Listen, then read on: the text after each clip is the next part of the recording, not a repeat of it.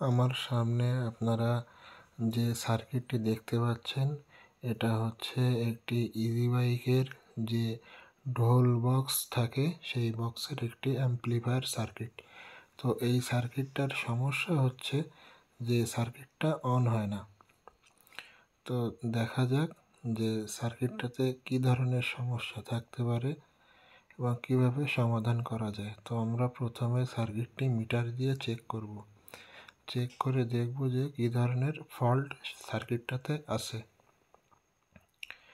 তো এই সার্কিটটাতে কিছু কিছু সময় সমস্যা দেখা যায় যে সার্কিটে দুই সাইডে দুইটা ডায়োড লাগানো থাকে।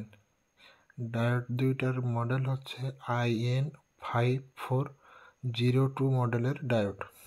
তো এই ডায়োড যদি একটা বা দুইটা বা একটা শর্ট হয়ে যায় তাহলে সার্কিটটা চালু করা যায় না। এই যে এখানে একটা লাগানো থাকে আর এখানে একটা লাগানো থাকে। তো আমরা ডায়োড দুইটা চেক করে দেখব যে ডায়োডটা শর্ট আছে কিনা। তো প্রথম যে ডায়োডটা চেক করতেছি তো আমরা দেখতে পাচ্ছি যে ডায়োডটাতে কোনো প্রকার কোনো শর্ট নেই। তারপরে আর একটা ডায়োড আমরা চেক করে দেখব। তো এই ডায়োডটা আমরা চেক করব, তার আগে এটা আরেকবার চেক করলাম, তারপরে দ্বিতীয়টা চেক করতেছি। এই যে আমাদের এই ডায়োডটা শর্ট দেখাচ্ছে, তার মানে ডায়োডটা শর্ট হয়ে গেছে। তো আমি আবারও বলি, এই ডায়োডটার নাম্বার হচ্ছে ON-N5402 মডেলের ডায়োড। তো আমরা এই ডায়োডটা খুলে নিয়ে এখানে নতুন আর একটা ডায়োড ইনস্টল করে দেব।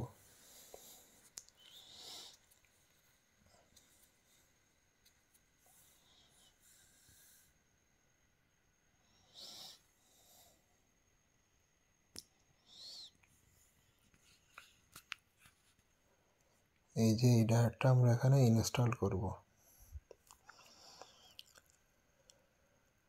ডায়োডটা লাগানোর সময় খেয়াল রাখতে হবে যেন ডায়োডের অ্যানোড এবং ক্যাথোড প্রান্ত ঠিক থাকে, তা না হলে বক্সটা চালু হবে না।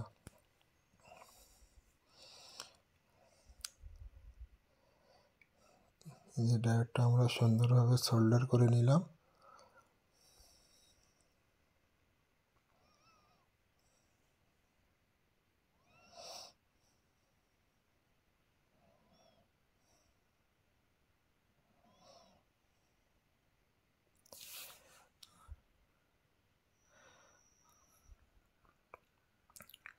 তো এবার দেখা যাক যে আমাদের অ্যাম্প্লিফায়ার সার্কিটটি অন হয় কিনা। এই যে আমরা অ্যাম্প্লিফায়ার সার্কিটে লাইনে দিলাম, কারেন্ট লাইনে দিলাম, দিয়ে যে দেখা যাচ্ছে সার্কিটটা চালু হয়ে গেছে। তো ধন্যবাদ।